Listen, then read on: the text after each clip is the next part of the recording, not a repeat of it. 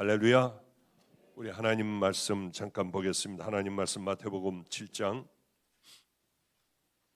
13절부터 21절까지 보도록 하겠습니다. 마태복음 7장 13절부터 21절까지 제가 봉독하겠습니다. 좁은 문으로 들어가라. 멸망으로 인도하는 문은 크고 그 길이 넓어 그리로 들어가는 자가 많고 생명으로 인도하는 문은 좁고 길이 협착하여 찾는 자가 적음이라. 거짓 선지자들을 삼가라. 양의 옷을 입고 너에게 나오나 속에는 노략질하는 일이라. 그들의 열매로 그들을 알지니 가시나무에서 포도를 또는 엉겅퀴에서 무화과를 따겠느냐.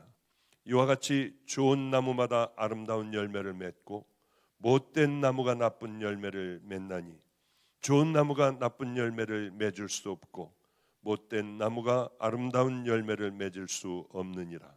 아름다운 열매를 맺지 아니하는 나무마다 찍혀 불에 던져지느니라. 이러므로 그들의 열매로 그들을 알리라. 나더러 주여 주여 하는 자마다 다 천국에 들어갈 것이 아니요 다만 하늘에 계신 내 아버지의 뜻대로 행하는 자라야 들어가리라. 아멘. 오늘은 조금 특별한 시간을 가질 겁니다. 어떤 시간이냐 하면은 제가 막 하나님을 만났을 때 그저 초등학교 한 3학년, 4학년짜리 목사님의 아들이 있었습니다. 제가 제일 부러워하는 목사님이었죠. 이기로 목사님. 왜냐하면 그때 강력하게 능력도 있고 찬양도 기도도 그냥 정말 하늘 문을 열 것 같은 기도를 하는 목사님이 계셨습니다. 그런데 우리는 함께 사역을 했죠. 제 멘토도 그렇고 같이 제 멘토를 중심으로 같은 사역을 했습니다. 그 사역을 할 때 초등학교 아이들이 늘 따라다녔는데 사모님이 이런 말씀을 자주 하셨어요. 우리 아이들은 너무 공부를 못해요. 그리고 저는 아빠는 나가서 밤낮 하루 종일 나가서 전도하고 다니고 사모님은 집집마다 다니면서 피아노를 애들을 가리키고 다니니까 얘네들을 돌봐줄 수가 없다는 거예요. 그러면서 학교에서 공부를 못한다고 오라고 하면은 당신이가 서로들 안 가고 밀며 그렇게 아이들의 공부 가리키는 건 뒷전이었습니다, 목사님. 그런데 이 아이가 오늘 간증을 할 겁니다. 지금은 40이 넘은 그런 그 목사님이 다 되었죠. 제가 결혼 주례도 해주기도 하고요. 이 아이에 대하여 40이 넘은 목사님이지만은 이 아이에 대하여 제가 기억이 나는 거는 잊을 수 없는 기억이 하나가 있습니다. 이 아이는 마가의 다락방에 아빠가 10년인가 몇 년을 하루도 빠지지 않고 비가 오나 와가지고 눈이 오나 쥐어를 부르는 그런 아빠였습니다. 그러다가 성령의 불을 받아 많은 일들을 하며 다녔었죠. 제가 제일 부러워했던 목사님입니다. 그런데 아빠가 이 마가의 다락방으로 올 때면은 이 큰아들은 초등학생 애가 늘 아빠하고 함께 같이 와서 아빠가 쥐어 하면은 자기도 두 손을 들고 쥐어를 부르기도 했고요. 또 혼자 밤에 돌아다니다가 아빠가 그저 기도 끝날 때쯤에 와서 아빠하고 함께 이제 손을 붙잡고 내려오기도 하고 했습니다. 그런데 어느 날 제 멘토가 이런 얘기를 하는 거예요. 이기로 목사님 아들이 기도를 하는데 머리가 쫙 열리더니 여기에 숫자도 들어가고 ABCD도 들어가고 별의 루트 같은 것도 들어가고 별게 다 들어가더래요. 그러면서 제게 뭐라고 하느냐면 얘는 분명히 하늘의 지혜를 얻은 아이다. 그래서 저는 그래, 그놈 공부도 못한다고 하는 놈이 뭘 그렇게 어떤 지혜를 받았을까 하는데 며칠 후에 그 아빠하고 함께 찾아와서 기도를 하는데 자기 머리가 열렸다는 거예요. 그러더니 막 뭐가 들어갔대. 뭐 좀 이따가 다시 한번 들어보시면 알겠지만요. 그런데 이 아이가 정말 다른 아이가 되어가는 거예요. 거의 끝부분을 공부를 하던 애가 이렇게 선생님이 말한 게 다 생각이 난대요. 그래서 책을 막 다 읽어봤더니 몽땅 다 알겠더래요. 그래 하여튼 얘는 갑자기 다시 시험을 쳐보라고 하고 다시 시험도 치는 일도 당하며 갑자기 맨 뒤에 있던 애가요, 쭉 앞으로 와가지고 뭐 하나도 틀리지 않고 만점을 맞고 뭐 이런 아이가 되었던 거예요. 그래서 제가 어떤 기억도 나느냐 하면 이따 아마 그 얘기 좀 해줬으면 좋겠어요. 뭐 우리는 같이 얘기해 본 적이 없어요. 그런 거를 얘하고. 이건 4번인가 3번인가 까리까리 해가지고 이런 걸 얘기를 하면은요, 신사도라고 그래요. 4번을 찍으려고 하면은 흰손이 나와서 3번을 이렇게 가리킨다는 거예요. 말도 안 되는 얘에게 기가 막힌 일들이 일어나고, 얘는 고등학교도 최고로 좋은 데 가가지고 고등학교도 전체에서 1등을 하고 아빠 마음이 변하기 시작을 했어요. 의사를 지켜야겠다. 얘는 주의 종이 아니라 이렇게 공부 잘하는데 슈바이처 같이 의사를 지키고 그 다음에 종을 만들면 되겠다. 이러면서 모든 생각이 변화됐고, 그때 한참 확인은 안 해봤습니다.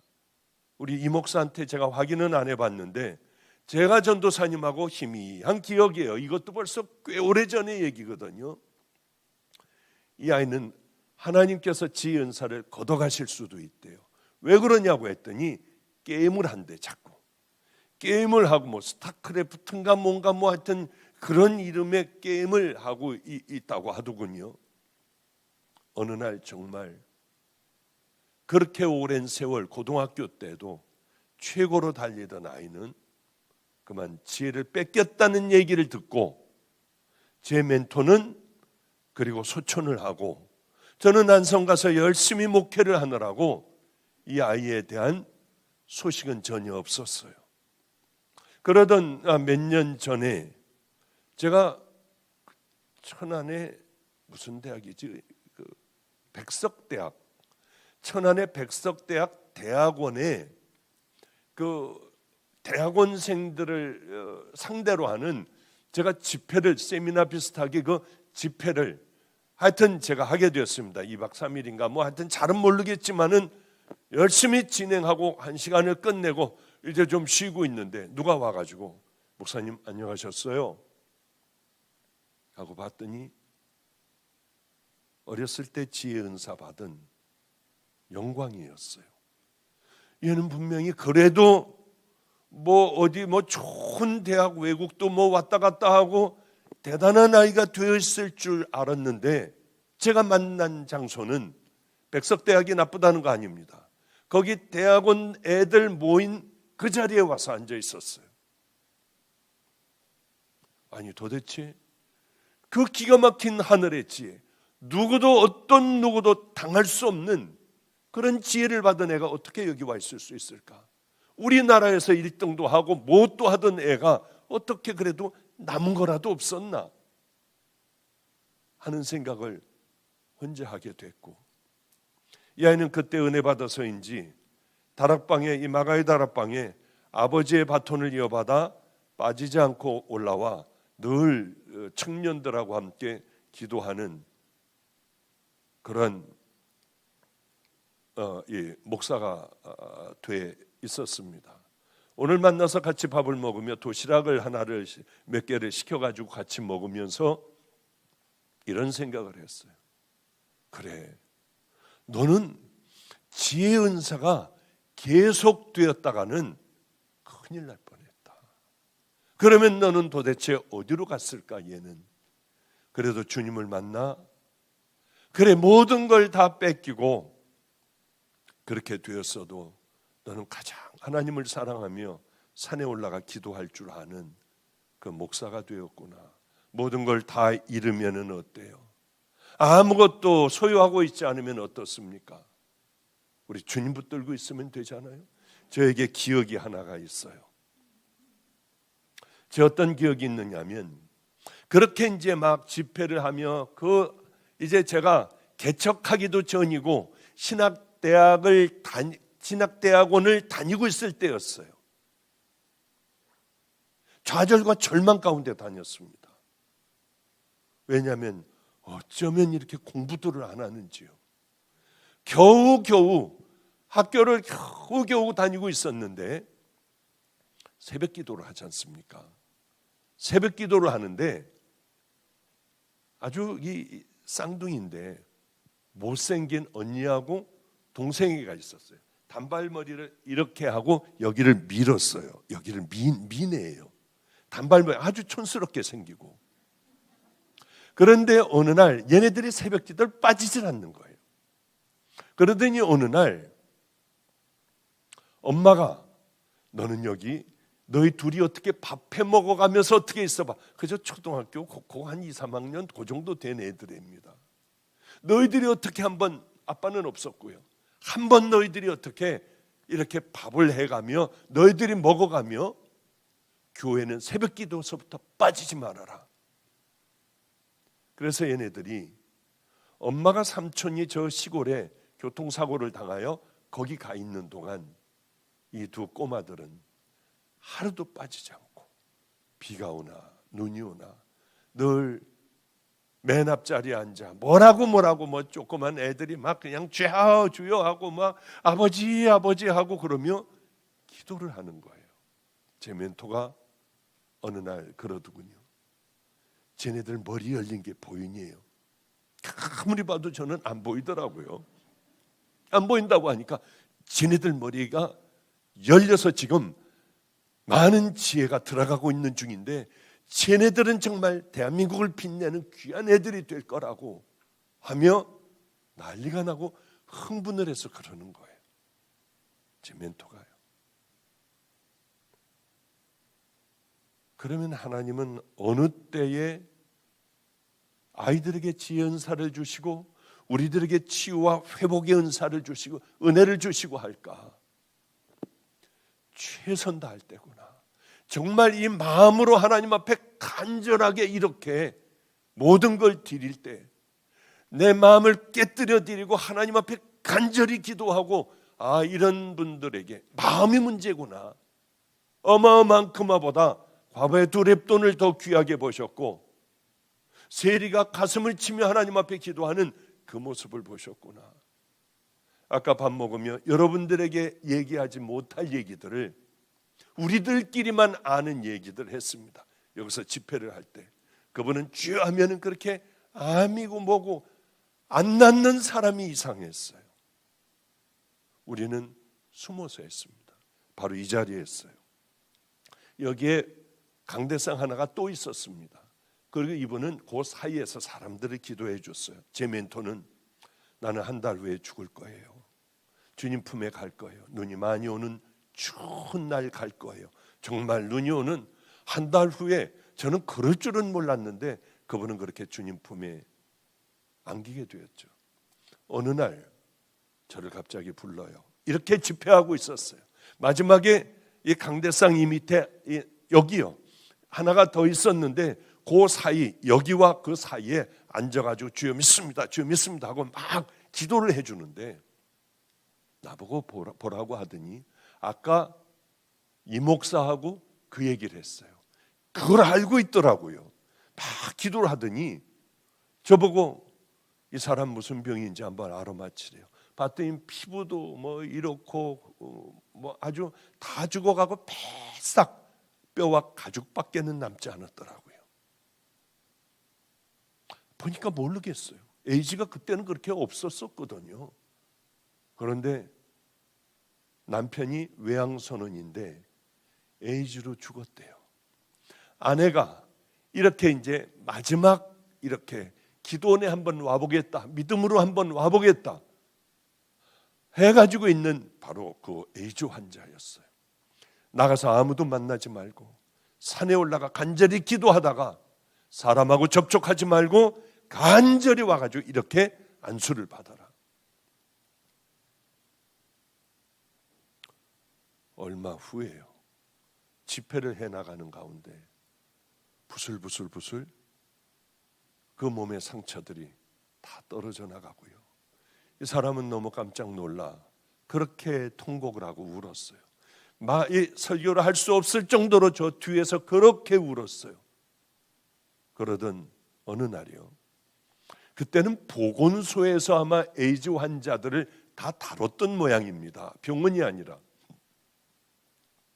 보건소에서 뛰어왔는데 에이즈 양성이 에이즈 음성이 된 거예요. 그걸 다 해가지고 와서 내가 이거를 기독교 방송에 뭐 아주 유명한 프로그램이 있었습니다. 지금 나이가 이 정도 되니 또 슬쩍슬쩍 잊어버리기도 해요.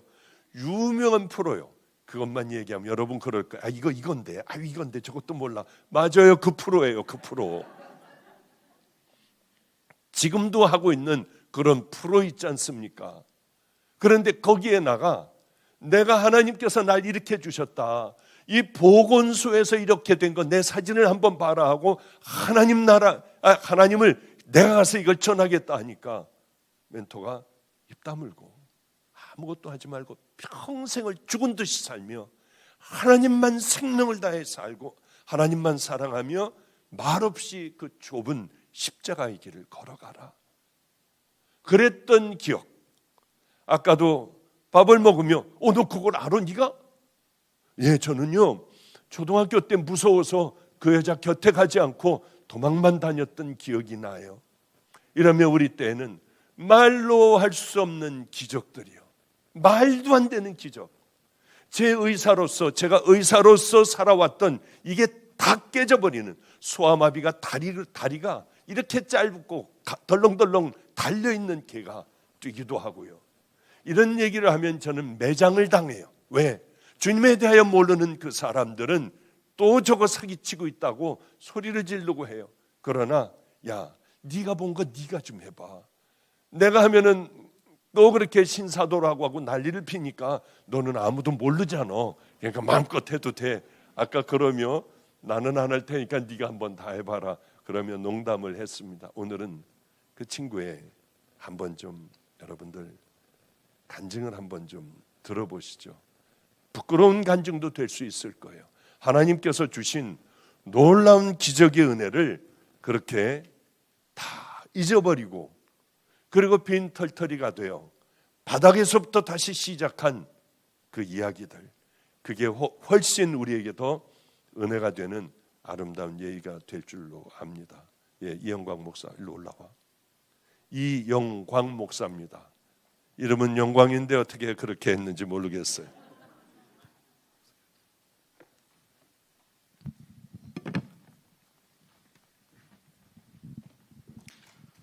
잠시 기도드리도록 하겠습니다. 사랑의 주님, 아무런 자격조차 없는 주님의 종이 말씀을 전합니다. 주여, 오직 도구로만 사용하여 주옵시고 살아계신 하나님을 경험하는 시간 되게 하여 주시옵소서. 감사드리며 예수님 이름으로 기도드렸습니다. 아멘. 우선 죄송합니다. 박보영 목사님 말씀 전하실 줄 알고 기대하는 마음으로 앉아 계셨을 텐데 마음 가운데 탄식과 한숨이 여기까지 들리는 것 같습니다. 그러나 이 시간 하나님께서 또 다른 또 놀라운 은혜로 함께하여 주실 줄 믿습니다. 박보영 목사님께서 지금 말씀해 주신 것처럼 저는 지혜의 은사를 받은 사람입니다. 그런데 그 뒤에 붙어야 될 말이 있어요. 지혜의 은사를 받았다가 잊어버린 사람입니다. 제가 초등학교 3학년, 4학년 무렵이었습니다. 그때는 집에서 매일 가정예배를 드리고 있었어요. 가정예배를 드리던 어느 날 갑자기 초등학생 3, 4학년밖에 안 된 아이가 어찌나 눈물이 나고 마음이 고통스럽고요. 하나님한테 뭘 그렇게 잘못한지요. 가슴을 치면서 회개를 했어요. 가슴을 치면서 회개하고 있는데 그렇게 가정예배를 드리고 주님을 만난 어느 날 갑자기 제가 환상을 본 거예요. 제가 무릎 꿇고 있는 제가 이렇게 앉아있는 것이 보이고 아까 목사님께서 말씀하신 것처럼 제 머릿속으로 무엇인가가 막 들어가는 것이 보였어요. 그 이야기를 듣고선 이게 뭐지? 이게 뭘까? 그러고 있었는데 그 아까 말씀하신 멘토 전도사님께서 저를 부르셨습니다. 그러더니 저에게 그러시는 거예요. 영광아, 하나님께서 너에게 지혜 은사를 주셨다. 하나님께서 너에게 큰 은혜를 주셨다. 너 그거 잘 간직해라. 그렇게 말씀하신 거였습니다. 제가 그 이야기를 듣고요, 저는 지혜 은사 받은 것보다 더 기쁜 게 뭐냐면 하나님께서 저를 만나주신 게 너무나 기뻤어요. 하나님이 만나주신 게 너무나 기뻤는데 받은 게 있다 보니까요, 이제 놀라운 일이 벌어지는 거예요. 학교를 가서 공부를 하는데 선생님이 말씀하시는 것이 머릿속으로 다 들어가요. 책을 읽고 교과서를 보고 칠판을 보면 이게 사진이 찍힌 것처럼 머릿속에 그대로 각인이 되어 있는 거예요. 제가 이것을 누리면서 얼마나 놀랍고 행복했는지요. 시험을 볼 때 어떻겠습니까? 시험을 보는데 다 알겠는 거예요. 저는 공부를 정말 못하는 애였는데, 그래서 선생님이 학교로 불러오라고 할 정도로, 부모님 모셔오라고 할 정도로 못했었는데 갑자기 시험을 너무나 잘 보게 된 거예요. 그래서 어떤 일이 있었냐면 선생님이 시험을 너무 잘 보니까 너 컨닝했지? 너무나 자존심 상하고 마음이 상하는데 컨닝했지? 물어보시는 거예요. 그래서 교무실로 끌려갔습니다. 교무실로 끌려가서 다시 시험을 보기도 하고요. 그 다음 시험에는 저를 아직도 못 믿겠나 봐요. 그래서 책상을, 저희 때는 그 책가방을 옆에 이렇게 세워놓고 시험을 보지 않았습니까? 그런데 저만 저 멀리 아이들이랑 먼데 책가방도 제일 높은 거를 양쪽에 세우고 시험을 보게 만드는 거예요. 근데 그 다음 시험을 봤을 때도 잘 볼 수밖에 없었어요. 그러면서 제 마음 가운데 스물스물 드는 생각이 뭐냐면 나는 이제 끝났다. 내 인생은 너무 행복하다. 난 이제 내 마음대로 살 수 있어. 이 마음을 가지면서 이제 그때부터 공부를 안 하기 시작했어요. 공부는 안 하고 어차피 다 알고 어차피 시험 잘 볼 거니까. 그리고 나서 제가 한 것이 뭐냐면 저희 집에 컴퓨터가 한 대 있었습니다. 아버지가 목사님이셨기 때문에 설교 준비를 하려고 컴퓨터를 하나 사놓으셨는데 그 컴퓨터에 몰래 게임을 깔았어요. 몰래 컴퓨터 칩 가갖고 이 게임 주십시오, 저 게임 주십시오 해서 게임을 깔고, 아직도 기억나는 것이 페르시아 왕자라는 그 게임을 하면서 너무나 재밌게 했어요. 주일날 아침이 되고 새벽이 되어도 다 잘 때까지 기다렸다가 새벽만 되면 게임을 켜서 그 게임을 그렇게 재밌게 하고요. 그리고 나서 다 일어날 때쯤 되면, 새벽 기도 갈 때쯤 되면 다시 자는 척하고 누워있고요. 아무도 제가 게임하는 줄 모르는 줄 알았어요. 그리고 나서 점점점 시간이 지나는데 어느 날 그 멘토 전도사님께서 저를 부르시더라고요. 영광아, 너 게임하니? 그러시는 거예요. 그래서 아니요, 저 게임 안 한다고, 절대로 안 한다고 말씀드렸어요. 저를 의심의 눈초리로 쳐다보는 것 같았지만 아무도 제가 하는 걸 몰랐기 때문에 저는 별로 개의치 않고 계속해서 게임을 했습니다. 시간이 지나면 지날수록 박보영 목사님께서 아까 말씀하신 것보다 저는 훨씬 더 일찍 지혜 은사를 잃어버렸어요. 어느 날부턴가 저에게 일어나야 될 일이 일어나지를 않는 거예요. 이게 분명히 쉽게 풀어져야 되고 답을 알아야 되고 모든 것이 기억에 남아야 되는데 그 기억을 알 수가 없었어요. 제가 나중에 간증집, 원종수 권사님이라고 혹시 아십니까? 그 간증집을 읽었는데 제가 받았던 은사와 똑같은 은사를 받고 똑같은 것들이 기록되어 있는 거예요. 그래서 제가 가슴을 치면서 통곡을 했어요. 아, 저분은 저 은사를 저렇게 잘 받아서 잘 간직해서 하나님이 주시는 그 놀라운 은혜를 누리고 하나님의 영광을 나타냈는데 나는 이 모든 걸 다 잃어버렸구나 하는 마음에 얼마나 가슴이 아프고 얼마나 눈물을 흘렸는지 모릅니다. 여러분, 우리가 알아야 될 것이 무엇입니까? 하나님께서는 우리에게 무엇인가를 주실 수도 있지만 그것을 다시 걷어가실 수도 있다는 사실을 기억하시기를 원합니다. 여러분, 삼손을 한번 생각해 보세요.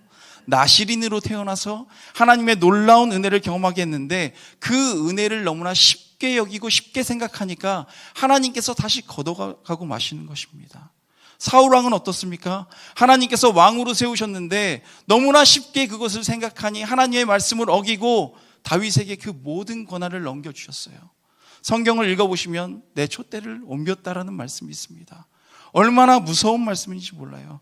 여러분, 하나님께서 우리에게 주신 물질이나 재물이나 어떤 능력이나 무엇이 있든 간에 정말 하나님 앞에서 온전히 간직하시고 가시기를 축복합니다.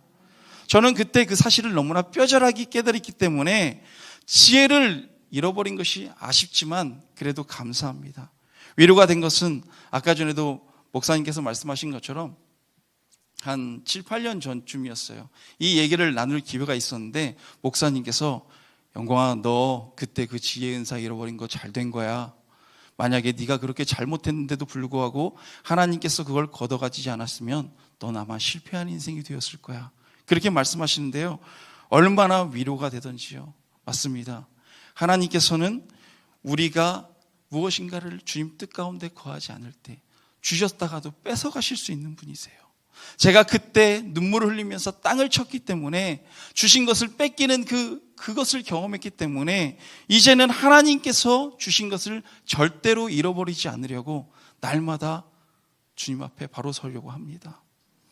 저는 목사의 아들로 자라왔습니다. 목사의 자녀로 살면 어떠실 것 같으십니까? 아마 여기 계신 분들은 너무나 거룩하신 분들이기 때문에 내가 목사의 아들로 자라가면 얼마나 행복할까, 목사의 자면 얼마나 좋을까, 그 마음을 가지실지도 모르겠지만 저는 정말 싫었어요. 왜 싫었냐면 성도님들의 기대치도 너무나 높았고, 제가 목사가 아닌데 저에게 자꾸만 목사와 같은 것들을 요구하는 것들 때문에 얼마나 스트레스를 받는지 모릅니다. 새벽 기도 한 번 안 나가면요 얼마나 혼이 났는지 몰라요. 산기도 아버지가 가자 그랬는데 한 번 안 따라가면 너 어떻게 기도를 그렇게 안 할 수가 있니? 초등학생이었는데 얼마나 마음이 아팠는지 몰라요. 저는 저희 아버지도 목사님이시지만 외할아버지도 목사님이시고, 저희 증조할아버지는 장로님이시고, 저희 외고조할아버지는 영수셨습니다. 저희 가족은 그런 기독교 가족, 정말 목사 너무 많은 그런 가족이었어요. 그래서 여기저기서 누구 목사님 그러면 다 쳐다봐요. 다 목사님이라서. 그런데 이런 가족 가운데에서 주님을 믿으니 얼마나 고지식하게 믿었는지 몰라요. 저는 아이스크림 하나를 사 먹고 싶은데도 마음대로 사 먹을 수가 없었어요. 특히 주일날에 교회 외에 다른 곳을 간다거나 사탕 같은 거 사 먹는 거는 상상도 할 수 없는 일이에요. 그래서 저희 어머니가 하시는 말씀이, 제가 여쭤봤어요. 어머니, 왜 아버지와 결혼하셨습니까? 라고 여쭤봤을 때 그러셨어요. 내가 목사의 딸로 태어나서 이 삶이 얼마나 힘든지 잘 알기 때문에 나는 목사와 절대 결혼하지 말아야 되겠다. 그 마음을 가지고 결혼한 것이 당시 대기업을 다니고 있던 저희 아버지셨어요. 그리고 나서 목사님이 되셨어요. 여러분, 우리가 알아야 될 것이 뭐냐면 절대로 사람의 계획과 사람의 뜻에 따라서 생각대로 되지 않는 것이 우리 인생길이라는 사실을 기억하시기를 원합니다. 어렸을 때부터 배운 것이, 영광아, 너는 어려운 사람이 있으면 매일 도와야 돼. 가난한 사람을 돌보고 힘든 사람을 돌보고 누가 너에게 작은 것 하나를 줘도 늘 감사하다고 이야기를 하고, 그 멘토 전도사님도 저에게 늘 그렇게 말씀하셨어요. 과일 가게에 가면 좋은 것 고르지 말고 너는 다른 사람들 좋은 것 가져갈 수 있도록 안 좋은 것만 골라라. 그리고 누군가가 어떤 물건에 대해서 비싸게 불러도 너는 그것을 깎으려고 하지 마라. 그런 교육을 받았어요. 지나가다 불쌍한 사람이 있으면 저는 아저씨 잠시만 기다리세요 하고 집에 가서 저금통을 가져다가 깨서 그 아저씨에게 다 드리곤 했습니다. 그랬다가 기억이 나는 것이 한 가지가 있는 것이, 이제 어느 날 회색 옷을 입은 어떤 아저씨가 너무 마음 아파 보이는 거예요. 우리 같은 이런 좋은 옷도 아니고 어떤 회색 옷을 입고 머리도 없으신 분이 이만한 통화단을 놓고 이렇게 굽신하고 계시는 거예요. 그래서 마음이 너무 아파서, 아저씨 여기서 잠시만 기다리세요. 그래서 집에 뛰어가서 제 저금통과 모아놓은 돈을 다 가지고 그 아저씨를 다 드렸어요. 그러더니 그 아저씨가 갑자기 목탁을 이렇게 두드리시면서 저에게 이렇게 인사를 하시는 거예요. 제가 얼마나 그때 충격이 크고 놀랐던지요. 정확하게 몰랐지만 그때도 내가 뭔가 잘못했구나, 내가 뭔가 제대로 하지 못했구나 하는 마음이 들었던 기억이 있습니다. 아버지께서 이제 신학교를 가셨어요. 아까 말씀드린 것처럼. 그리고 나서 이제 신앙생활을 하는데, 또 이제 신학교를 다니면서 이렇게 사역을 해 나가시는데 사례비가 너무나 적었습니다. 그래서 저희는 먹고 살 길이 없었어요. 늘 먹었던 거는 그 밀가루 있지 않습니까? 밀가루를 가지고 수제비를 만들어서 늘 그걸 먹었어요. 라면 먹을 돈도 없어요. 라면 한 봉지 살 돈으로 밀가루 사서 우리 네 가족이 먹을 수 있었기 때문에 수제비를 먹었습니다. 그리고 이제 그런 가난 가운데서 목회를 시작하신 것이, 여기 좀 집 가까운 데서 목회를 하시면 좋겠는데 저 문경시 과곡인가요? 과곡이라는 곳에 가가지고 목회를 시작하셨어요. 그 시골 교회에 한 2-3명밖에 모이지 않는 그런 교회 가서 목회를 시작하셨는데, 이제 저는 아버지께서 그곳에서 사역하실 때 제 평생 볼 수 없는 모든 기적은 다 본 것 같습니다. 매일 이제 토요일만 되면 고속버스를 타고 그 과곡으로 내려갔어요. 내려가는데 그곳에서 병들어 계신 분들도 너무나 많이 있었고, 다리가 뻣뻣하게 굳어서 평생 펴지지 않는 그런 할머니까지 되도록 그렇게 사시던 분들이 있었는데, 기도를 하니까 점점 다리가 움직이는 거예요. 그러면서 지팡이를 놓게 되고 걷고 다니는 모습을 보게 되고요. 어느 날은 지방에 있다가, 그 과곡에 있다가 다시 인천으로 올라올 때 저희 아버지가 데려다 주셨거든요. 인천으로 올 때는. 어느 날은 그 문경세제길을 이렇게 올라가는데 차 라이트가 꺼진 거예요. 라이트가 꺼지니 어떡합니까? 그 깜깜한 아무런 조명도 없는 곳에. 그래서 기도하자라고 말씀하시는 거예요. 그리고 나서 그 헤드라이트에 손을 얹고 기도를 하시는 거예요. 그리고 나서 예수님 이름으로 기도합니다. 아멘 하는데 불이 탁 들어오는 거예요. 그것뿐만인 줄 아십니까? 이 기계가 고쳐졌다고 하면 우린 도저히 이해가 안 가잖아요. 하나님은 왠지 우리 몸은 고칠 수 있을 것 같은데 이런 기계 같은 것에는 역사하지 않으실 것처럼 느껴지실지 모르겠지만, 하나님은 불가능이 없으신 분이세요. 그래서 어느 날은 트랙터가 농번기 시절이었습니다. 농번기 시절이었는데 트랙터가 가다가 멈춘 거예요. 고장이 난 거예요. 근데 이제 성도님 중에 한 분이 찾아온 거예요. 목사님, 트랙터가 고장났습니다. 이 트랙터 좀 고쳐주세요. 그거를 기사를 불러야지 왜 저를 부르십니까? 라고 부르셨는데, 지금 농번기라 너무 바빠서 이걸 고치러 올 사람이 며칠이나 후에 온다는 거예요. 목사님, 그렇게 되면 저희 농사 안 됩니다. 그래서 이제 목사님이 가셨어요. 저도 옆에 있었어요. 그리고 나서 그 동네 주민들이 이제 구경하는 거예요. 야, 어떤 목사가 와갖고 이 트럭트럭을 고친대. 그러면서 사람들이 막 구경을 하고요. 저희 아버님은 그러시는 거예요. 이거 어떡하지? 나중에 말씀해 주신 게, 야, 이건 내가 하는 게 아니라 하나님이 안 하면 하나님 망신이니까 하나님이 해주실 거야. 그 마음을 가지고 손을 얹고 기도를 하셨대요. 근데 주님께 기도를 드린 다음에 아멘 하는 순간 이제 시동 한번 걸어보십시오 했는데 부르릉 하고 열리기 시작하는 거예요. 여러분, 그렇게 기계가 고쳐지니까요, 그 시골 교회 성도님들이 모여들기 시작했어요. 나중에는 그 3-4명밖에 모이지 않던 그 교회가, 그 마을이 당시에 한 40가구 정도 되는 마을이었는데 모든 성도님이 그 교회에 거의 다 나오셨어요. 그러던 와중에 아직도 기억나는 일이 무엇이냐면, 토요일 날 저희가 이제 버스를 타고 이렇게 내려오는데 저희 아버지가 이제 저희를 데리러 오셨어요. 충주란 곳에서 데리고 집까지 오셨는데 너무 추운 겨울날이었는데 보일러가 돌아가지를 않는 거예요. 영하 17도, 18도, 그 시골이 얼마나 춥습니까? 벌벌벌벌 떨고 있는데 보일러가 안 돌아가요. 그래서 보일러 기술자를 불렀어요. 보일러 기술자를 불렀는데 이분이 아무리 수리를 하려고 해도 이게 왜 고장났는지 원인을 알지를 못하겠다고 말씀하시는 거예요. 그러더니 갑자기 아버지께서 알겠다고 말씀드리면서 돌아가시라고 그렇게 말씀을 드렸어요. 그리고 그러더니, 자, 영광아, 그리고 저희 가족들 다 모아놓고 우리 하나님께 회개 기도하자 그러시는 거예요. 저는 뭐 잘못한 게 없는 것 같은데 회개 기도를 하자고 하시니까 그저 주님 앞에, 주님, 제가 하나님 앞에 하지 말아야 할 행동들을 했습니다. 제가 거짓말을 했습니다. 이런 것들을 회개하면서 기도하는데 손을 얹고 기도를 하시는 순간, 아멘 하는 순간 그 보일러가 돌아가기 시작하는 거예요. 나중에 왜 그 보일러가 멈췄는지 이유에 대해서 말씀해 주셨는데, 그날이 너무 추웠는데 고속버스가 충주까지밖에 오지 못하고 그 다음 걸 갈아타고 저희 과곡까지 들어와야 되는데, 문경까지 와야 되는데, 저희 아버지가 너무 추운 날이니까 우리가 벌벌 떨 걸 생각하셔서 충주까지 데리러 오신 거예요. 그런데 그날 오후 5시에 청소년부 기도 모임이 있었다는 거예요. 그런데 이 아이들에게, 야, 오늘은 너네끼리 기도하고 너네끼리 하고 가라. 오늘은 어쩔 수가 없다. 그리고 나서 저희를 데리러 오신 거예요. 그리고 나서 하나님께서 저희 아버지에게 주신 그 말씀이 뭐냐면, 너는 내 나라와 의를 구하지 아니하고 정에 치우쳐서 어찌 그리로 갔느냐고 하나님께서 책망하셨대요. 그리고 그 일에 대해서 하나님께 회개하니까 하나님께서 다시 고쳐주신 거예요.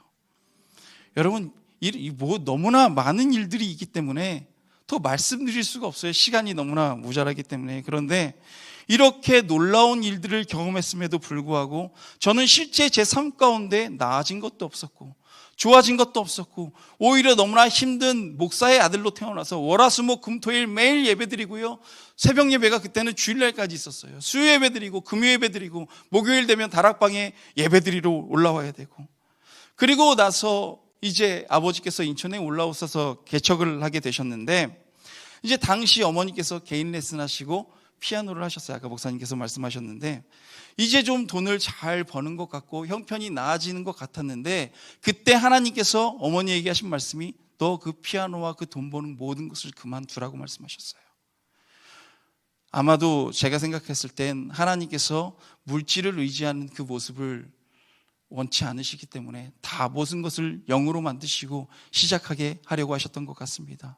가지고 계시던 돈도 다 교회를 그렇게 개척하는 데 쓰시고 또 헌금 다 하셨어요. 이제 그렇게 개척교회를 하는데 지하교회에 있었거든요. 전 너무나 고통스러웠던 게 뭐냐면 비만 오면 그렇게 힘이 드는 거예요. 비만 오면 그 교회 밑바닥에 물이 차기 시작해요. 그리고 정화조가 터져요. 정화조가 터지고 그 빗물이 그 밑에 흘러들어서 새면요 철퍼덕 하면서 교회로 뛰어가는 거예요. 그러면 그 깨끗한 물도 아니고 그 끄종물을 저희 가족이 다 물을 퍼내는 거예요. 물을 퍼내고요. 저는 그래서 비 오는 날이 그렇게 싫었어요. 예배도 얼마나 많이 드렸는지 몰라요. 후에 이제 그 멘토 전도사님께서, 박보영 목사님께서 기도하시고 또 말씀 전하실 곳이 필요하다고 하셔서 어떤 이루리집이라는 기도원을 만드셨습니다. 그 기도원에서 집회가 있을 때마다, 그리고 매주 있었어요. 그리고 지금처럼 대집회라는 것도 했습니다. 그때마다 저희 가족은 다 그리로 달려가서 아버지는 찬양 인도하시고 어머니는 거기서 반주하시고요. 저는 늘 그곳에 가서 예배를 드리고 안내도 섰어요. 성도님들이 식사를 하셔야 되면요 식판에다가 밥을 담아가지고 그 식판을 나르고요. 하루도 쉴 수 있는 날이 없었어요. 그때 이제 박보영 목사님도 매일 뵀습니다. 매일 뵀는데 너무 좋았어요. 되게 굉장히 제 나이 정도 되셨거든요. 박보영 목사님이 얼마나 젊고 지금보다 잘생기셨겠어요. 그래서 목소리도 늘 영광아 왔니 이렇게 말씀하시고 목소리도 너무 좋으시고요. 그래서 또 의사셨다고 하시고, 그때 목사님이 옆에 계시면 전 늘 동생과 함께 그 옆에 이렇게 앉아서 예배를 드렸습니다. 그때 기억나는 것이 한 7, 8년 전쯤에 갑자기 어떤 분이 오시더니 저기 원장실에 앉아 있었어요. 원장실에 앉아 있는데 갑자기 어떤 분이 오시더니 저에게 물어보는 거예요. 목사님 저 기억나세요? 물어보는 거예요. 그래서 네, 누구시죠? 그랬더니 목사님 저 태균이에요. 이러는 거예요. 태균이, 태균이 나랑 같이 슈퍼마켓 가고 늘 그렇게 맛있는 거 사 먹으면서 장난치고 놀았던 태균이, 그런데 이제 그분이 선교사님이 되셔서 아프리카에 가서 그렇게 주님께 헌신하고 계신 모습을 봅니다. 그때 생각해 보면 그곳에서 얼마나 많은 사역자들이 나왔는지 몰라요. 임철 목사님도 그때 거기 계셨어요. 그런데 그때는 그렇게 될 줄 몰랐어요. 제 눈 가운데 보여지는 것도 아무것도 없었고요. 여러분, 우리 현실 가운데 하나님께서 우리에게 어떤 것을 약속해 주셨다고 할지라도 지금 내 상황 가운데 내가 누리는 것이 아무것도 없다면 우리는 하나님을 원망하고 하나님을 포기하는 경우가 얼마나 많이 있습니까? 이스라엘 백성에게도 하나님께서 분명히 약속해 주셨는데 하나님을 온전히 경험하지 못하고 하나님을 믿지 못하고 그렇게 수많은 이적들을 베풀어 주셨는데도 불구하고 넘어지는 모습들을 너무나 많이 봅니다. 그것처럼 저도 마찬가지였어요. 그저 쉬는 날 없이 매일 예배드리고 매일 그렇게 교회 가고 기도원 가는 게 너무나 힘이 들어서 하나님을 원망하기 시작했어요. 그저 열 몇 살밖에 안 된 애가 맨날 하는 말이 영광아 너 사도신경 40번 해요. 저는요 늘 와서 맨 뒤에 앉아서 사도신경 40번 저는 와서 천지를 만드신 늘 외우고 있고요. 어느 날은 200번 외우래요. 200번 외우려면 얼마나 오래 걸립니까? 내가 193번인가 194번인가 그것까지 세워가면서 이것도 내가 틀리게 하면 하나님한테 혼나는 거 아니야? 그런 마음을 가지고 사도신경 외우고요. 너 3일 동안 금식해라. 그래야 하나님께서 그 모습 보신다. 그렇게 말씀하시는 거예요. 얼마나 힘들었는지요. 쉬지도 못하고요. 그때 하나님께서 저에게 또 여러 가지 은사를 주셨어요. 은사를 주셔서 여러분 정말 놀라운 것이 하나님께서 말씀해 주시기도 하고요, 하나님께서 보여주시는 것도 있었어요. 그래서 그 멘토 전도사님이 제가 하나님의 응답을 그렇게 받는다는 걸 아시고 기도하실 때 저를 그 방으로 부르셨어요. 영광아, 이걸 가지고 하나님께서 뭐라고 말씀하시는지 한번 기도해보자 라고 하면 저는 그저 하나님 응답 받으려고 그렇게 방언으로 기도하고 하나님 응답해 주셔야 됩니다, 안 그러면 저 혼날지도 모릅니다 그러면서 계속 기도를 하고 있는 거예요. 그러다 하나님께서 말씀해 주시면 아이고 다행히 응답 받았구나, 그리고 이렇게 하나님께서 말씀하셨습니다 라고 말하면 그래 하나님께서 똑같게 말씀하셨구나, 그렇게 말씀하시면서요, 그게 얼마나 힘들고 저에게 스트레스였는지요. 난 이제 평생 이렇게 살아야 되는 건가? 평생 이렇게 기도만 하면서 이 어른들 사이에 둘러싸여서 난 놀지도 못하고 이렇게 살아야 되는 건가? 그 마음이 너무나 커서 너무나 하나님이 원망스러웠어요. 저는 그 기도원에 와서 한 것이요, 그저 헌금 봉투에다 기도 제목 쓰면 하나님께서 응답해 주신다고 하니까 기도 제목 쓰고 시간 가기만 기다렸어요. 야, 이 시간 언제 지나가냐, 이 시간 언제 지나가냐, 그러면서 시간 가기를 지나가고, 기도 제목 쓴 것도 정말 웃겨요. 너무나 세상적인 제목이었어요. 하나님 키 크게 해주세요. 그때 제 키가 155였어요 155였는데 하나님 응답하셨습니다. 180이 되었습니다. 그런데 그것처럼 그 시절에 너무나 놀라운 일들이 많았어요. 아까 목사님께서 말씀하셨는데 암 환자가 낫는 건 일도 아니었어요. 그래서 저는 암이 별것 아닌 병인 줄 알았어요. 당시에 암이 별것 아닌 병인 줄 알았고, 아직도 기억나는 것이 어떤 분이 계셨는데, 이분이 일주일 동안 그 기도원 그 집회에 참여를 하시고 이제 마치고 집으로 돌아가셨대요. 그리고 나서 이분이 그 암이 너무나 가득 차갖고 그 다리가 퉁퉁 부어있는 상태였어요. 집이 아파트였는데 그 앞에서 그렇게 앉아서 혼자 제대로 서 있지도 못한 상태에서 창밖을 내다보는데 저쪽에 십자가가 하나 보이더래요.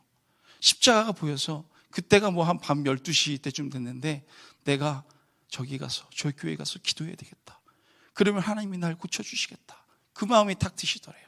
그래서 이분이 그 한 350m 정도밖에 안 떨어진 곳인데 그분은 걷지를 못하니까 기어서 간 거예요.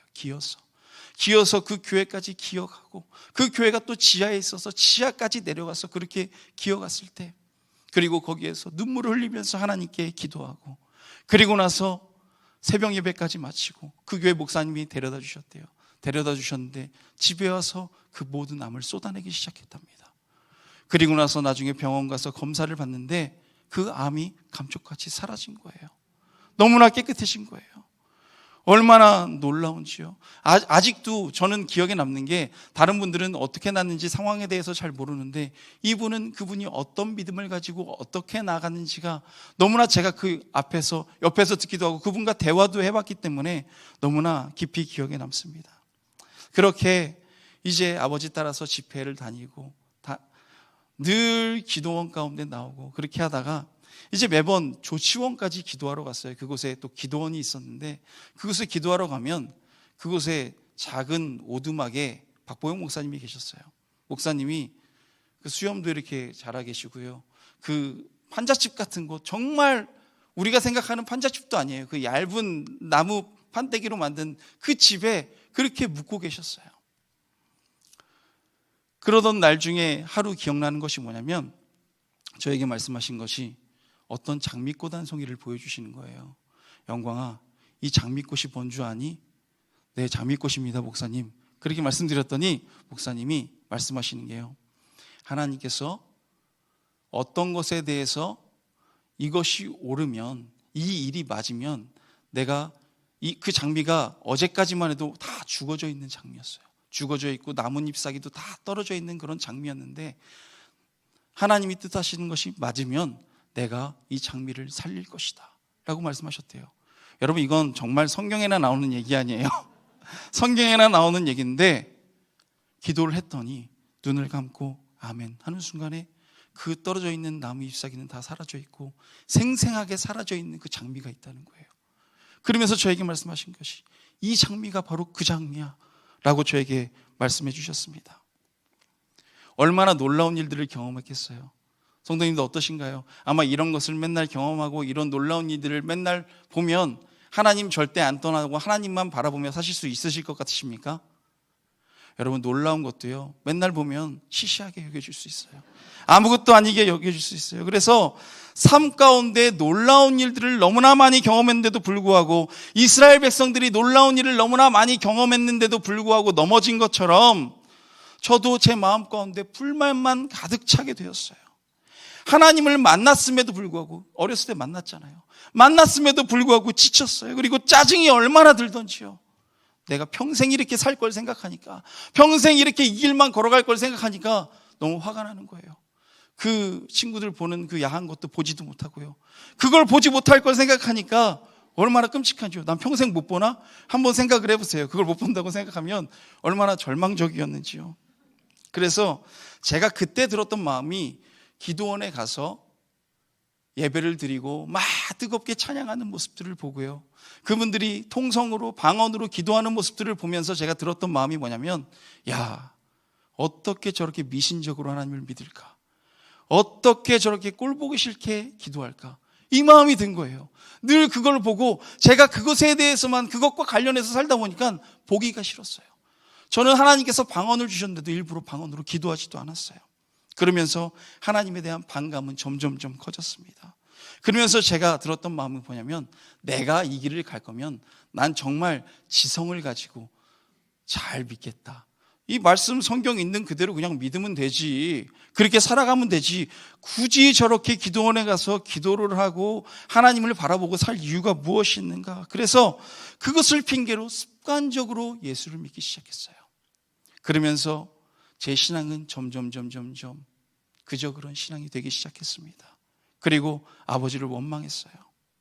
그저 왜 목사님이 되셔서 다니던 그 회사에 그대로 다니고 있었으면 우리 큰아버지처럼 사장으로 은퇴할 수도 있고, 서울에 집도 살 수도 있고, 지방에 별장도 살 수 있었을 텐데, 부자로 잘 살 수 있었는데, 왜 나는 목사의 아들로 이렇게 살아가게 되어서 가난한 생활을 하게 됐는가. 우리 중고등학교 시절 보시면, 당시에 지금도 그렇겠지만 친구들이 다 좋은 청바지 하나씩은 갖고 있었습니다. 기억나시나요? 리바이스라든가 닉스, 이런 신발들을 가지고 있었어요. 신발도 운동화도 나이키, 아디다스 이런 거 신고 다니던 시절이었습니다. 저는 그런데 그 신발이 갖고 싶은데 가질 수가 없는 거예요. 가질 수가 없어요. 왜냐하면 우리 집은 너무나 가난하니까. 그래서 제가 돈을 모으기 시작했어요. 돈을 조금씩 모았어요. 박보영 목사님 볼 때마다 용돈 자주 주셨거든요. 그 돈도 모았고요. 목사님께서는 기억하실지 모르겠지만 저에게 세상적인 영광을 주신 게 뭐였냐면, 당시에 구할 수 없었던, 그 미국에도 막 자주 가시고 그랬으니까 마이클 조던 비디오라는 게 있었어요. 그 비디오를 저에게 선물로 주셨어요. 영광아, 이게 마이클 조던 비디오야. 그러면서 저에게 주시니까, 당시에 그 농구가 너무나 인기가 많아서 친구들한테 이걸 가지고 나면 친구들이 대우해 주는 거예요. 야, 너 정말 대단하다. 이런 거 어떻게 구했냐. 친구들이 부러워해요. 여러분, 근데 아시지 않습니까? 세상적인 영광은요, 가지면 가질수록 더 갖고 싶어요. 저는 마이클 조던 비디오가 있었지만 나이키 운동화가 없었어요. 그래서 돈을 모아서 이제 나이키 매장에 갔더니 운동화가 어찌나 비싸던지요. 7만 원, 6만 원, 8만 원 이런 거예요. 그 당시에도요. 아, 나는 이 운동화를 살 수가 없구나. 그리고 나서 석바위 저 시장을 돌아다니는데 골목에 들어갔는데 갑자기 이곳엔 모든 신발이 다 있다는 그 광고가, 나이키, 아디다스, 뭐 아식스 있는 그런 가게가 있는 거예요. 그리고 나서 야, 여긴 뭐지? 그리고 약간 허름해요. 그곳에 이렇게 들어갔는데 글쎄 여긴 나이키 운동화가 2만 원, 아디다스가 3만 원 이런 거예요. 너무 감사하다. 이거 날 위해서 하나님께서 준비하셨구나. 그런 마음을 가지고 제가 그 운동화를 탁 샀습니다. 그래서요, 신고 다녔어요. 운동장에 가서 조회를 할 때, 우리 조회를 할 때 이렇게 서 있으면 교장 선생님이 훈화 말씀하면 저는 제 신발만 보고 있었어요. 내가 나이키를 신었어. 자랑했어요. 누가 내 신발을 봐주기만을 원했어요. 그 마음을 가지고 이렇게 서 있는데 친구들한테도 야, 나이키 샀어. 친구들이 와, 너무 이쁘다. 그렇게 말해주는 거예요. 그러던 어느 날 제가 다시 학교를 가라고, 야, 이 신발 어떻게 이렇게 아름답고 예쁠 수가 있을까 감탄하고 매일 신발을 신고 갔는데 자세히 보니까 뭐가 이상해요. 알고 봤더니 나이스라고 써 있는 거예요. 나이스라고. 제가 그 글을 보고 얼마나 충격을 받고 얼마나 부끄럽던지요. 그때부터 그 신발 다시는 안 신고 동생한테 줘버렸어요. 나이키다, 이거 신어라. 그리고선 저는 이제 그 신발 신지 않았어요. 나중에 박보영 목사님께서도 비슷한 설교를 하신 적이 있어서 제가 기억이 나는데, 기억나는 것이 뭐냐면, 여러분, 우리가 드리는 예배, 이 예배에도 진짜와 가짜가 있다는 것입니다. 여러분, 귀한 것 가운데에는 진짜와 가짜가 있어요.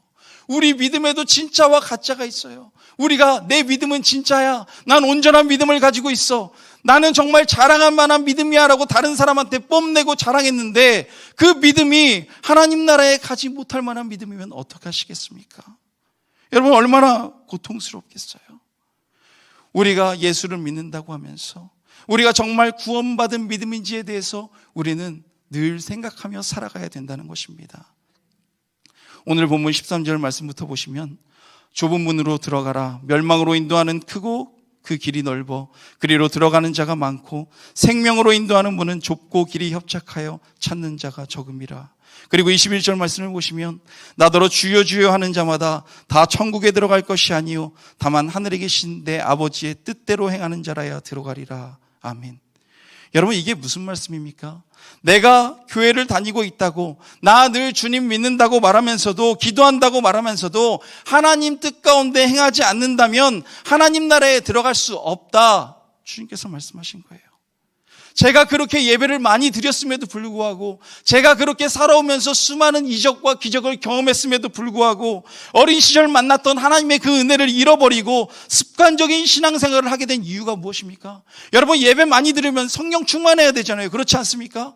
저 그렇게 예배를 많이 드렸는데 왜 성령 충만하지 않고 제가 갖고 있던 그 신앙을 잃어버리게 되었습니까? 야고보서 1장 22절 말씀을 보시면 주님께서 말씀하신 것이, 너희는 말씀을 행하는 자가 되고 듣기만 하여 자신을 속이는 자가 되지 말라라고 말씀하십니다. 여러분, 그저 그 좋은 말씀 들으면 내가 좋은 사람 된 거라고 우리는 자꾸만 생각을 합니다. 내가 훌륭한 목사님들, 박보영 목사님 같은 그 말씀을 들으면, 그래, 나도 거기에 속해 있어, 나도 좁은 길을 걸어가고 있어, 자꾸만 우리 스스로가 착각하고 있는 거예요. 저도 그랬어요. 예전에 그 목사님 원장실에 보여서 늘 목사님께 말씀을 듣고 그렇게 하시는 교육들을 받았습니다. 그때마다 들었던 생각이 뭐냐면, 야, 내가 뭔가 더 거룩해진 것 같아.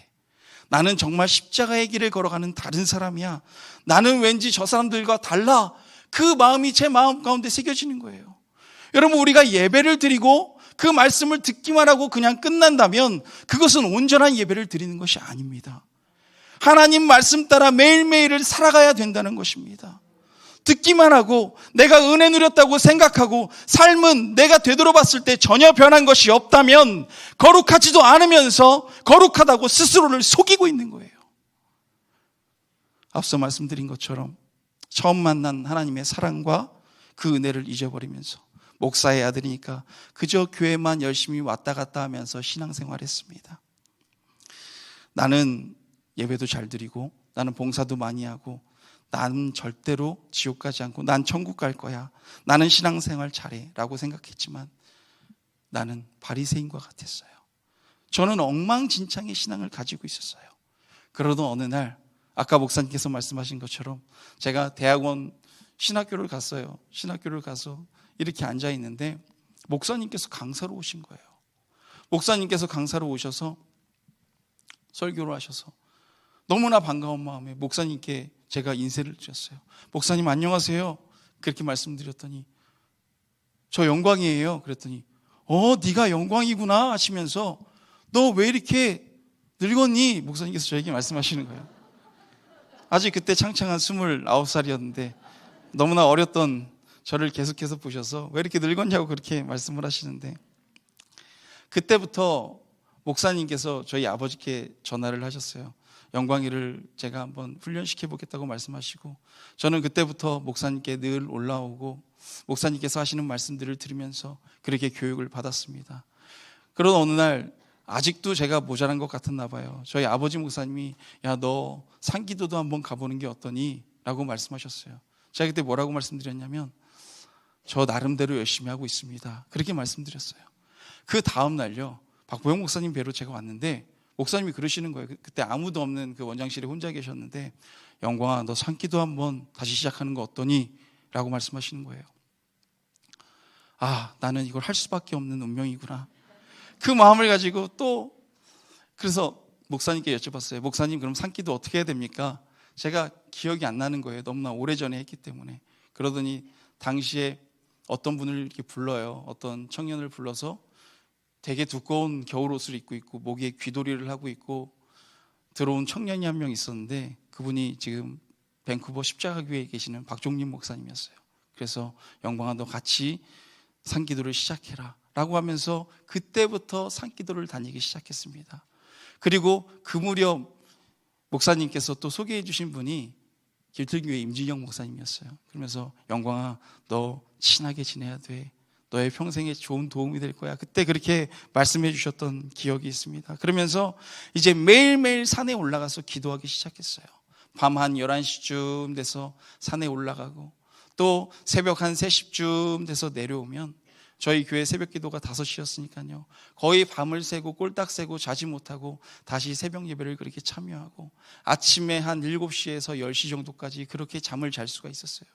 잠을 더 자려고 하는데 성도님들은 이제 나가서 돈 버시고 일하는데 더 대낮까지 잔다는 게 너무나 양심이 가책이 느껴지고 너무나 죄송스러워서 잘 수가 없었어요. 그러던 어느 날이었습니다. 1월이었어요.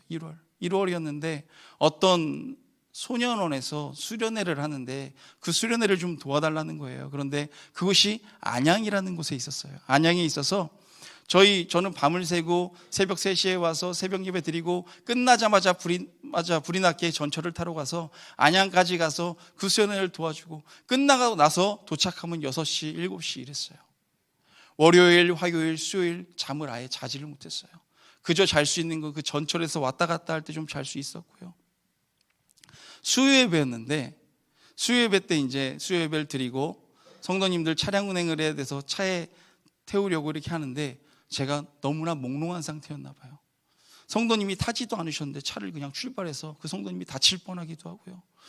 너무나 힘들었어요. 그렇게 모든 것을 마치고 집에 돌아와서 이제 산에 가야 될 시간이 됐는데 뉴스를 켜놓고 있는데 오늘은 영하 17도의 강추위이며 체감 온도는 영하 27도입니다. 뭐 그런 뉴스가 막 나오는 거예요. 그래서 오늘 어떡하지? 너무나 3일 동안 잠도 못 자고 너무나 피곤하고 너무나 힘이 드는데 난 어떻게 할까? 그런데 그때 하나님을 너무 사랑했습니다. 하나님을 사랑하는 마음이 너무나 컸어요. 그래서 주님, 제가 너무나 힘들고 쓰러질 것 같습니다. 하지만 하나님을 너무나 사랑하니 제가 오늘 주님 보러 가겠습니다. 결단하고 운전해서 마가야대학방으로 다시 왔어요. 그리고 나서 산에 올라와서 기도를 하고 있는데 깜깜한 밤이었어요. 기도를 이렇게 하고 있는데 갑자기 눈을 감고 있는데 밝은 거예요. 너무 밝은 거예요. 그래서 저는 제 눈앞에 누가 후레쉬를 이렇게 비추는 줄 알았어요. 그래서 눈을 확 떴어요. 놀라게 하려고. 근데 제 눈앞에 아무도 없는 거예요. 아무도 없고 제 주변이 너무나 밝은 거예요. 제 주변이 너무나 밝고 이거 이상하다? 내가 정신이 나간 건가? 잠을 못 자서? 그 전체가 무슨 누가 빛을 비춘 정도가 아니라 전체가 산 전체가 하얀 빛으로 가득했어요. 그래서 제가 이거 어떻게 된 거야? 정말 정신 나간 사람처럼 그 산 위를 계속해서 뛰어났어요. 이건 말도 안 돼. 이건 말도 안 돼. 그리고 나서 하늘을 봤더니 그 하늘이 이렇게 열렸는데 그 위에서 빛이 쏟아져서 내려오고 있는 거예요. 여러분, 제가 그걸 뜬 눈으로 봤어요. 저는 제가 잠결이어서 내가 이거 정신 나갔구나 꼬집고요 별의별 짓을 다 했는데 나중에 알게 됐어요. 아, 하나님께서 날 다시 만나주셨구나. 나를 또 만나주셨구나. 그리고 나서 기도하기 시작하는데 그때까지 제가 주님께 갖고 있던 의무라든가 괴로움과 고통, 하나님께 질문하고 싶었던 그것들을 하나님께서 쫙 말씀을 해주시는 거예요. 그래서 제가 그 새벽에 새벽 한 2시쯤 되었을 텐데 제가 박보영 목사님께 문자를 드렸어요. 목사님, 제가 오늘 기도하는데 이런 일이 있었습니다. 전 주무실 것 같았거든요. 안 주무시고 계시더라고요. 바로 답장이 오셨어요. 그래, 네가 하나님의 놀라운 은혜를 누렸구나. 너 그 은혜 잃어버리지 말고 끝까지 붙잡고 가라 라고 주님께서 말씀하신 것처럼 박보영 목사님이 저에게 그렇게 말씀을 해주셨어요. 여러분, 이제 하나님을 다시 만났으니까 얼마나 편합니까? 얼마나 행복합니까? 얼마나 기쁩니까? 이제 주를 위해 살아가요. 하나님이 나를 만나주셨으니까, 하나님을 잘 믿으니까 여러분, 우리 인생은 좀 변해야 되지 않겠습니까? 나에게 주어진 상황과 환경이 좀 변해야 되지 않겠습니까? 그런데 제가 눈을 들어서 제 주변 상황을 바라보니까 변한 것이 아무것도 없는 거예요.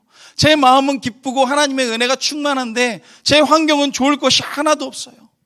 목사가 된 이후에도 경제적으로 얼마나 힘들던지요. 교회 이자 내는 것 때문에 쫓겨서 늘 심장이 두근두근거렸어요. 전기세를 내야 돼서 독촉 전화가 왔어요. 여러분, 눈을 뜨는 게 두려울 정도였어요. 전화 벨만 울리면 심장마비가 걸리는 것 같은 기분 아십니까? 어떻게 하지? 어떻게 하지? 그러면서도 엘리사가 엘리야와 같은 은혜를 누리기 원하는 것처럼 저는 그래, 박보영 목사님처럼 하면 10분의 1이라도 그 은혜를 누릴 수 있을 거야. 그 마음을 가지고 그때부터 살아가기 시작했어요. 그래서 목사님을 따라했습니다. 오늘 그래서 말씀 제목도 따라했어요. 내가 만난 하나님. 저작권이 목사님에게 있으신데 어쨌든 따라했습니다. 그리고 나서 따라한 것이 뭐냐면 아이들을 돌보기 시작했어요. 아이들을 돌보기 시작하고 저희 지역에 어려운 아이들도 너무나 많고 고통당하는 아이들도 너무나 많이 있어서 제가 그 아이들의 공부를 가르쳐 주기도 하고요. 어떤 아이는 아이의 아버지에게서 버림받은 아이가 있었어요. 지체장애를 가진 아이였는데 이 아이가 자기가 18살이라고 저에게 그렇게 말을 하면서 그래, 제가 목욕도 시켜줬어요. 너무나 더러워서 목욕도 시켜주고 그때부터 이 아이를 키우고 한글도 몰라서 한글도 알려주고요. 말도 잘 못했어요. 늘 이렇게 더듬으면서 늘 말도 잘 못해서 성경을 또박또박 읽어야 돼. 늘 성경 읽는 걸 알려주고요. 그러면서 이 아이가 어느 순간 말을 곧잘 하게 됐어요. 말도 잘하게 되고 어느 순간 성경도 읽게 되고 너 매일매일 성경을 써야 돼. 그러면서 마태복음 5, 6, 7장 꼭 써라. 꼭 쓰게 만들면 제가 대학원 갔다 오면 저에게 자랑하는 거예요. 목사님 저 다 썼다고 이렇게 자랑을 하고요. 얼마나 하나님께서 그 시간 동안 놀라운 은혜를 주셨는지 모릅니다. 아이들을 돌보고 늘 그렇게 배고픈 아이들이 있으면 밥을 해주고요. 라면을 끓여주고 공부를 도와주고 숙제를 도와줬어요. 그러던 어느 날 저에게 들었던 생각이 뭐냐면 나는 왜 이 모양 이 꼴이지? 나는 왜 이렇게 살아야 되지? 하는 마음이 드는 거예요.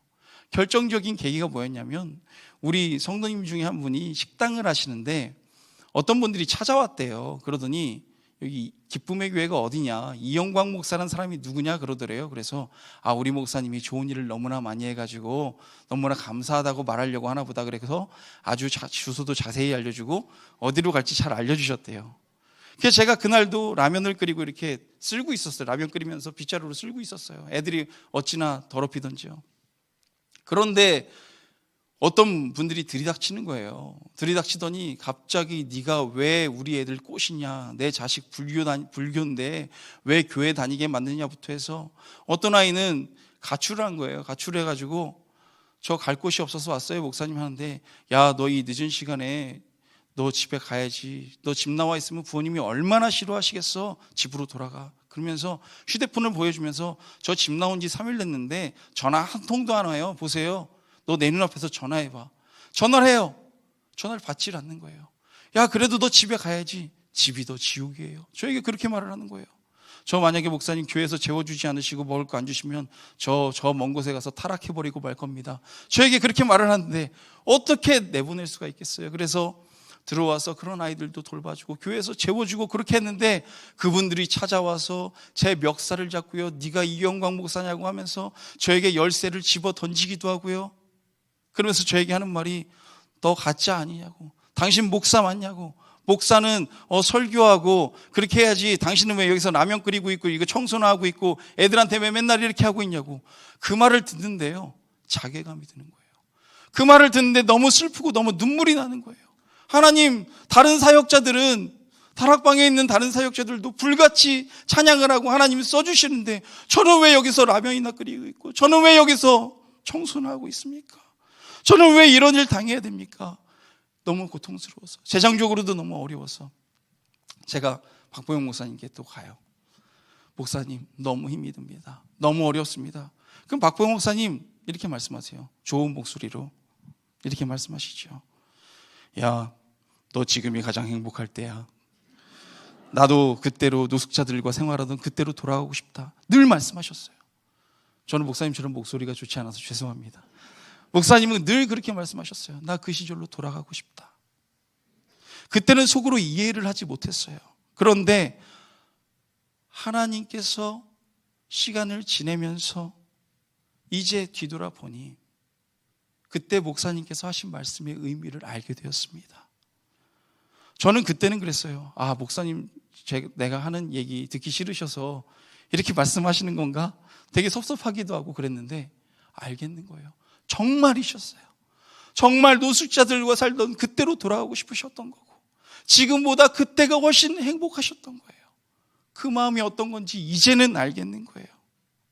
너무나 고통스럽고 힘들었는데 문득문득 하나님께서 주셨던 즐거운 일도 있었습니다. 하나님은 굉장히 유머러스한 분이세요. 즐겁게 우리를 해주시고요. 제가 노숙자분들께 제가 갖고 있던 얼마 전에도요, 제가 갖고 있던 패딩을 드렸어요. 그 좋은 패딩 드릴까 말까 정말 고민하다가 드렸는데 놀라운 것은 그 다다음 날 어떤 분이 너무 좋은 패딩 3개를 보내주는 거예요. 이런 식의 역사들을요 너무나 많이 경험하게 되었습니다. 우리가 믿음의 길을 걸어가다 보면 고난이 있을 수도 있습니다. 여러분 성경에 보시면 구원을 얻는 것은, 좁은 길로 들어가는 것은 절대로 쉬운 일이 아니다라고 늘 말씀하고 계세요. 여러분 성경 곳곳을 보세요. 구원받는 거 쉽다라는 말씀 없습니다. 여러분 자기를 부인하고 자기 십자가를 지고 가는 것은 어려운 일이에요. 믿음을 지키면서 세상과 구별되는 삶을 사는 것은 너무나 어렵습니다. 여러분 그 가운데에서 우리가 지나서 생각을 해보면 하나님께서 늘 우리를 가장 선한 길로 인도하여 주셨음을 발견하게 됩니다. 여러분 제가 목사의 아들로서 자라오면서 그렇게 영적인 훈련을 받았으니까 지금은 조금 덜 힘듭니다. 여러분 우리가 운동할 때도 마찬가지 아닙니까? 실전에서 싸우기 전에 연습을 너무나 강하게 하면 실전에선 조금 덜 힘들잖아요. 마찬가지입니다. 신앙도 마찬가지라는 거예요. 우리 인생을 뒤돌아봤을 때 당시에 너무 싫었고 너무나 고통스러웠던 일들도 하나님은 저를 가장 선한 길로 인도하여 주셨어요. 그래서 제가 너무나 좋아하는 말씀이 뭐냐면 내가 사망의 음침한 골짜기를 다닐지라도 해를 두려워하지 않을 것은 주께서 나와 함께 하심이라. 왜입니까? 주님께서 나와 함께 하시기 때문에 결국은 나를 가장 선한 길로 인도하시는 그 과정이라는 거예요. 그 길로 가는데 어두컴컴한 동굴이 있을 수도 있고 어두운 곳이 있을 수도 있지만 결국은 가장 선한 길로 인도하신다. 우리가 이것 믿고 걸어간다면 승리하게 될 줄로 믿습니다. 우리가 넘어졌을 때 누군가 날 도와주진 않을까? 외부적인 도움이라든가 어떤 환경적인 변화를 원하는 사람들이 많이 있어요. 그런데 우리가 알아야 될 것은 우리가 수렁에서 일어나기 위해서는 먼저 나 자신부터 정비해야 된다는 것입니다. 내 믿음을 정비해야 돼요. 내가 첫사랑을 잃지는 않았는가? 내가 하나님을 향한 마음이 변하지는 않았는가? 여러분 우리는 날마다 우리의 마음을 점검하고 주님 앞에 나아가야 됩니다. 여러분 축구장 보면은 잔디가 없게 너무나 잘 정돈되어 있는데 너무나 보기 좋지 않습니까? 그런데 그 잔디를 며칠만 정비를 안 하면 어떻게 되겠어요? 그 양탄자 같던 그 잔디가 너무나 수풀처럼 어지럽게 변하고 말 것입니다. 우리의 믿음도 마찬가지라는 거예요. 우리가 신앙생활을 함에 있어서 아무런 정비 없이 나는 괜찮아. 나는 분명 구원받을 수 있을 거야. 내가 지금까지 한 것이 어딘데? 라고 생각하면서 그저 그렇게 흘러가는 대로 살아간다면 우리의 마음은 무성한 수풀처럼 변해버리게 될 것입니다. 십자가의 길을 걸어가는 것은 쉬운 일이 아닙니다. 그러나 그 끝에는 하나님 나라가 있다는 사실을 기억하시기를 축복합니다. 우리 인생이 평범한 길, 돌아올 수 없는 그 길, 세상의 거짓말에 속아서 자꾸만 그리로 가는 것이 아니라 이제 하나님의 영광을 바라보며 끝까지 주님과 동행하는 좁은 문, 좁은 길 걸어가시는 우리 성도님들 되시기를 축복합니다. 기도하겠습니다. 사랑의 하나님 아버지, 아무런 능력도 없는 종이, 너무나 부족한 종이 그저 주님의 말씀을 전했습니다. 주님, 우리는 주님을 믿는다고 말하면서 주님은 능력의 주님이라고 말하면서도 하나님의 능력을 믿지 못하고 그저 하나님의 능력을 성경 속에 박제해 놓은 채로 하나님을 경험하지 못하는 삶을 산 적이 얼마나 많이 있는지 모릅니다. 하나님을 믿는다고 말하면서 주님을 의심하고 내 상황과 환경이 전혀 바뀌지 아니하면 하나님을 원망하고 갈 때도 얼마나 많이 있는지 모릅니다. 주여, 이제 우리가 회개하길 원하오니 주여 우리를 불쌍히 여겨 주시옵소서. 아버지, 피 묻은 손길로 우리의 마음을 만져주옵시고 우리가 다시 새롭게 하여 주사 이제 다시 일어나 주님이 원하시는 그 길로 온전히 걸어가는 믿음의 용사들 다 될 수 있도록 도와주시옵소서. 감사합니다. 오직 주님만 바라보며 살아계신 우리 주 예수님 이름으로 기도드렸습니다. 아멘.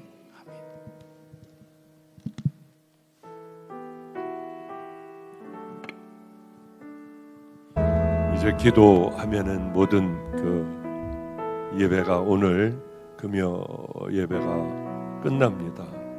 근데 우리 기도 좀 한번 열심히 해야 될 것 같아요. 왜 그러냐 하면은 그런 일들이 하나가 있었어요. 어느 할머니가, 섬에 사는 할머니가 마음에 간절한 소원이 하나 있었습니다. 제 아마 설교를 많이 들은 분 모양입니다. 박보영 목사에게는 어머니 아버지가 계시는구나. 맞습니다. 95세, 97세 된 부모님이 아직 건강하세요.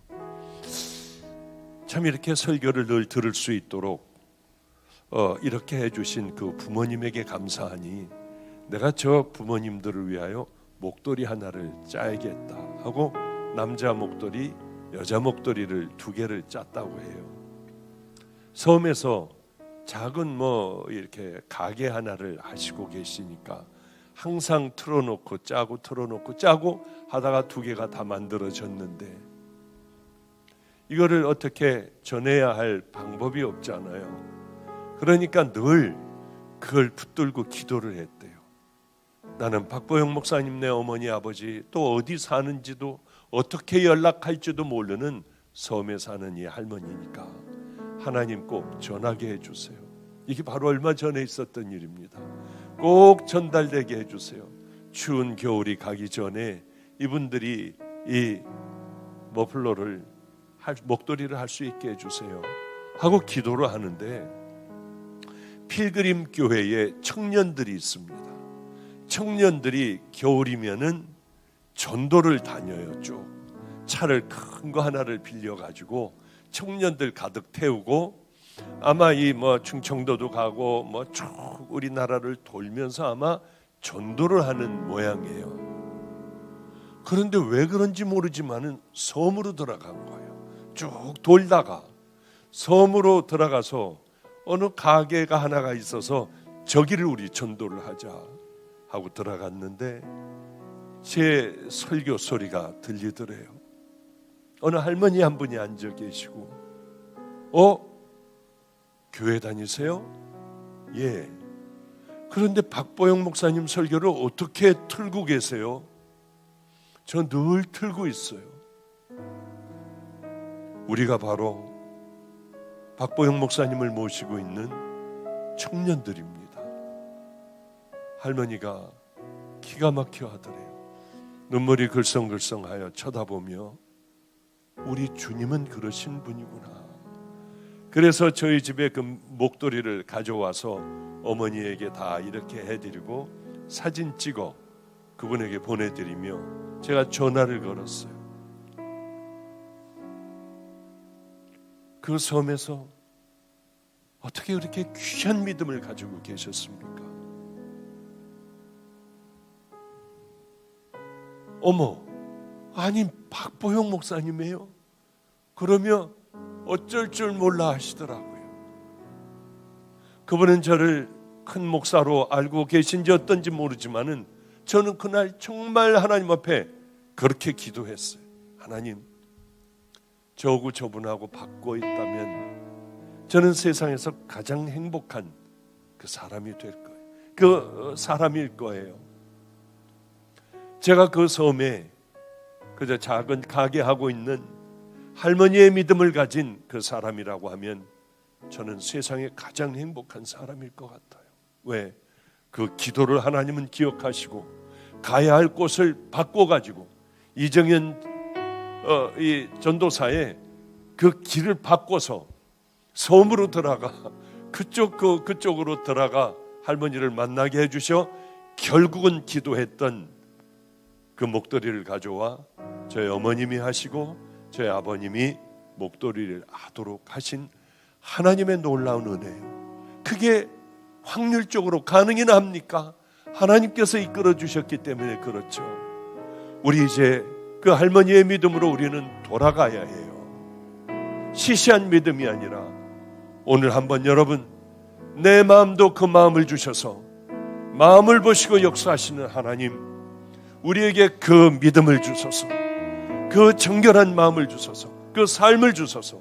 기도할 때 성도 여러분들의 또 인터넷 성도분들의 기도의 제목들이 다 이루어질 줄로 믿습니다. 기도하겠습니다. 거룩하신 우리 하나님 아버지, 어리석은 삶을 살아왔던 우리를 용서하여 주소서. 우린 자꾸 세상의 방법으로 하나님을 믿으려 합니다. 어리석은 생각들, 마음들 내려놓게 하여 주시고, 하나님, 나를 여기까지 이끌어 주신 그 하나님이 내 아버지고 만군의 여호와 하나님을 늘 고백할 수 있도록 도와주시옵소서. 하나님께서는 마음을 기뻐하십니다. 생명을 다해 하나님을 사랑하는 것을 기뻐하십니다. 내 이웃을 내 몸과 같이 사랑하는 것을 기뻐하십니다. 우리가 구원받은 믿음의 자녀라면 이제는 순종하며 그 삶을 살아갈 수 있도록 우리를 도와주시옵소서. 하나님 앞에 봉헌을 했습니다. 하나님, 그저 집어넣지 않게 하소서. 우리들의 마음의 중심을 담아 하나님 앞에 봉헌할 때에 우리 주님은 기뻐 받으십니다. 기도할 때에 세리의 기도가 되게 하여 주시옵소서. 가슴을 치고 내가 얼마나 죄인인지 깨닫고 알게 하여 주시사 오늘의 기도가 하늘에 상달되며 하나님은 흠양하시는 예물과 우리들의 기도가 되게 하여 주시옵소서.